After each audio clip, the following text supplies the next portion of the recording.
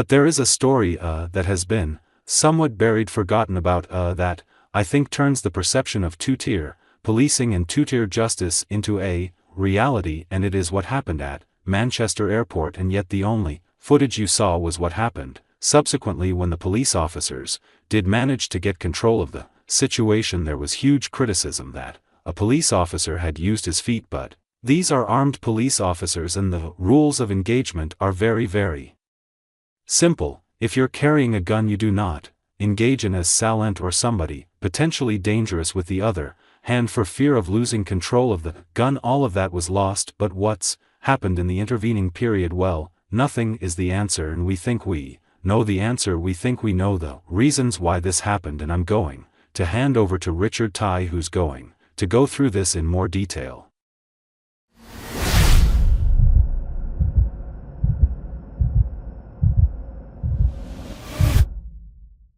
So you saw the footage there of that shocking assault on police officers way back on the 23rd of July, some 11 weeks ago. 11 weeks later, the assailants have still not been charged. Just think about that. I mean, we've got the video evidence. What more evidence can there be? And yet we've seen. So what's really going on here? That's the question we have to ask. We have a genuine concern that actually the CPS are withholding charging these assailants until the IOP have concluded their investigation.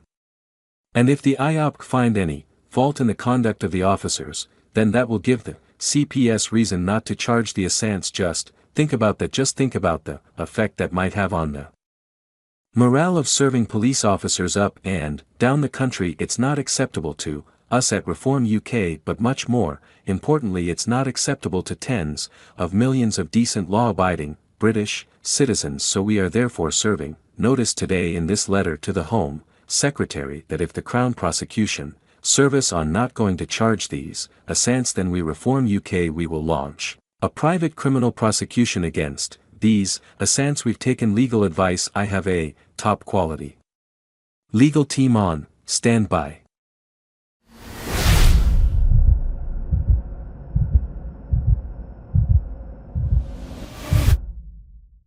And that is what we will do, and we will crowdfund it, and I'm very confident that we will raise considerable sums in order to carry out such a prosecution and in order to provide the confidence that our serving police officers up and down the country want in their duty. It is completely unacceptable for the CPS not to charge these people. This situation is untenable. It's 11 weeks on. We're left with a situation where we genuinely ask the question, has a degree of misconduct or misfeasance gone on by senior officials at the IOP, at the Greater Manchester Police, and by the CPS? This is not a good place for law and order to be in the United Kingdom. It is a very bad thing if tens of millions of British people think that we have two-tier policing and two-tier justice. That is the contents of this letter to the Home's Territory. We look forward to her reply and her statement on this issue, but the British people want action. We want answers. We want equal, fair, prompt justice.